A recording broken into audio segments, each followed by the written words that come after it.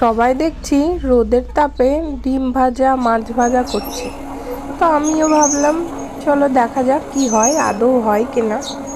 তো সেই জন্য ছাদে একটা ফ্রাইং প্যান বসিয়ে দিয়ে আসলাম তেল দিয়ে। অনেকক্ষণ বসে এসেছি, এবার এসে পেঁয়াজ লঙ্কা কুচি করে ওর মধ্যে ডিম ফাটিয়ে দিয়ে দিয়েছি। এবার এটাকে নিয়ে গিয়ে ওর ওপরে দিয়ে দেখব যে আদৌ হয় কি হয় না। চলো তাহলে যাই।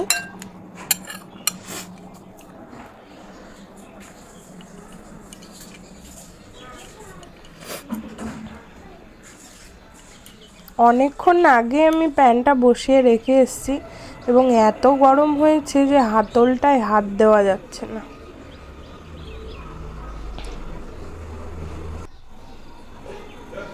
দেখো,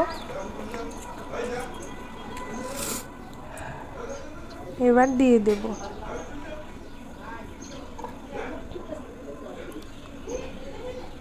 দিয়ে দিলাম, কিন্তু তেমন কিছু হলো না।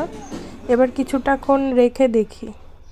কিছুটাক্ষণ রেখে এই রকম অবস্থায় এসেছে, ওয়েল কুক না হলেও কিছুটা হয়েছে। তাহলে টেম্পারেচার এতটা। সবাই সাবধানে থেকো, ভালোভাবে থেকো এবং প্রচুর জল খাও।